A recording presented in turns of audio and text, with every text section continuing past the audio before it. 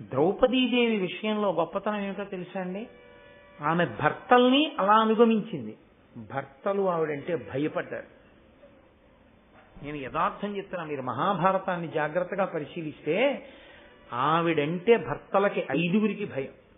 భయం అంటే ఆవిడ దెబ్బలాడుతుందని కాదు, ఆవిడ కీచులాడుతుందని కాదు, ఆవిడ ఏదో దెప్పి పొడుస్తుందని కాదు. అంత గాంభీర్యము, అంత గొప్పతనము, అంత పెద్దరికము, అటువంటి మాట తీరు, అటువంటి నైపుణ్యము కలిగినటువంటి ద్రౌపది యొక్క మనసు కుందిందా మా ఐశ్వర్యములే ఎగిరిపోతాయి. అటువంటి భార్య మనసు కుందితే ఎలా? అంత భయపడేవాళ్ళు భర్తలు కూడా. అంత గౌరవాన్ని తెచ్చుకుంది ఆవిడ. అందుకే మీరు ఎదర చూస్తారు ఆదిపర్వంలో అర్జునుడు సుభద్రని పరిణయం చేసుకున్నాడు. తిన్నగా వెళ్ళాల లోపలికి. అక్కడ ద్రౌపదీదేవి ఉంటుంది. నువ్వు వెడుతూనే ముందు నమస్కారం చెయ్యి, నీకు అక్కగారు ఆవిడ. ముందు ఆవిడ ఆశీర్వచనం పుచ్చుకో. నాతో కలిసి నువ్వు వస్తుండగా చూసి ఆవిడ మనసు కుందకూడదని చెప్పాడు అర్జునుడు.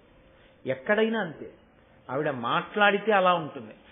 5గురు పతులు తన మాట కాదనలేనంత గౌరవాన్ని తెచ్చుకుంది. ఆవిడ శాసించలేదు, భయపెట్టలేదు. బాబోయ్ మన్ని ఇంకా దుమ్మెత్తి పోసేస్తుంది అన్న బాధని, అటువంటి స్థితిని ఆవిడ కల్పించలేదు. ఆవిడ ఎంత ప్రేమతో అనుగమించిందంటే అసలు భర్తలు ఆవిడికి తెలియకుండా ఏది చెయ్యడాన్ని ఇష్టపడలేదు. ఆవిడ కరణేషు మంత్రి. కురుక్షేత్ర సంగ్రామం దగ్గర నుంచి ద్రౌపదీదేవి యొక్క ప్రమేయం లేకుండా జరిగినవి లేవు మహాభారతంలో. అంతటి గాంభీర్యమైన వ్యక్తిత్వం ఆవిడ. బేలతనం మీకు ఆవిడలో ఎక్కడా కనపడదు. ఆవిడ గాంభీర్యం వేరు, ఆవిడ నిండుతనం వేరు, ఆవిడ ఆలోచన సరళి వేరు, ఆవిడ యొక్క జీవన విధానం వేరు. అంత గొప్ప తల్లి ద్రౌపదీదేవి. ఆవిడ్ని ఇక్కడ కాదు కానీ అరణ్య పర్వంలో వీళ్ళందరూ అరణ్యవాసానికి వెళ్ళినప్పుడు సత్యభామ వచ్చింది ఒకసారి కృష్ణుడితో కలిసి. వచ్చి లోపలికి వెళ్లి ద్రౌపదీదేవిని ఒక ప్రశ్న వేసింది. నా భర్త కృష్ణ పరమాత్మని కొంగున కట్టి పడేసుకుందామని ప్రయత్నించాను. 16,000 మంది గోపికలు, ఇంకో 7గురు భార్యలతోటి ఉండడంలో ఆయన ఎన్నడూ నా మాట విని నాకే కట్టుబడినట్టుగా కనపడలేదు.